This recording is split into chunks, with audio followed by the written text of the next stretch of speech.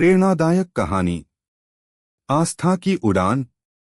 छोटे से गांव शिवपुर की गलियों में धूल तो बहुत उड़ती थी, लेकिन उन धूल भरी गलियों में एक ऐसी बच्ची रहती थी जिसकी आंखों में सपनों की चमक थी। नाम था आस्था।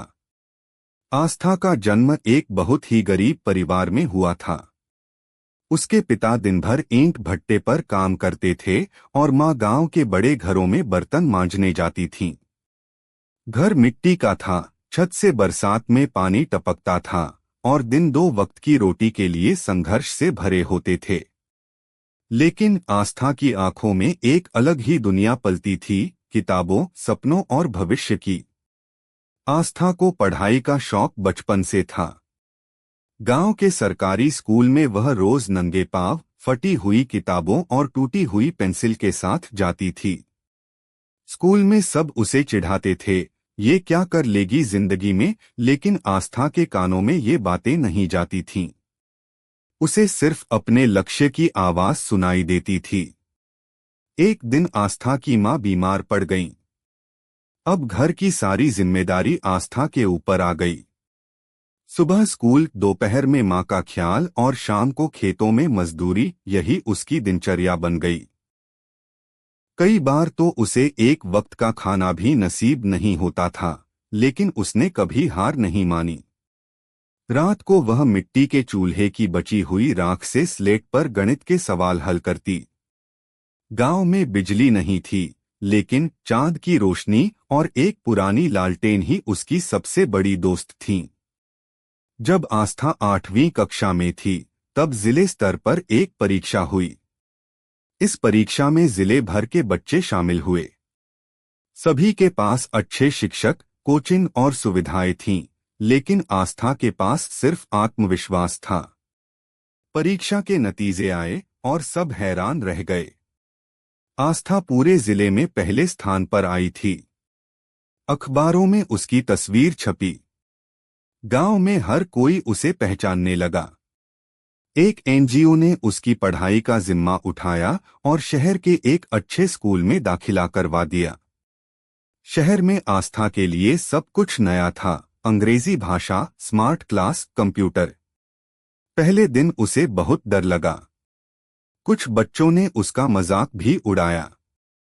लेकिन आस्था जानती थी कि ये एक और परीक्षा है। उसने खुद को संभाला और दिनरात मेहनत में जुट गई। आस्था ने अपनी पढ़ाई को ही पूजा बना लिया। उसने किताबों में ही अपना सारा ध्यान लगा दिया। धीरे धीरे उसकी मेहनत रंग लाई और वह 12वीं में टॉप करने लगी। आस्था का सपना था कि वह एक आईएएस अधिकारी बने। उसके पास कोई कोचिंग के पैसे नहीं थे, तो उसने ऑनलाइन फ्री लेक्चर से पढ़ाई की, सरकारी पुस्तकालय में घंटों बिताए और हर कठिनाई को सीढ़ी बनाया। 4 साल बाद जब यूपीएससी का रिजल्ट आया, तो आस्था का नाम टॉप 10 में था।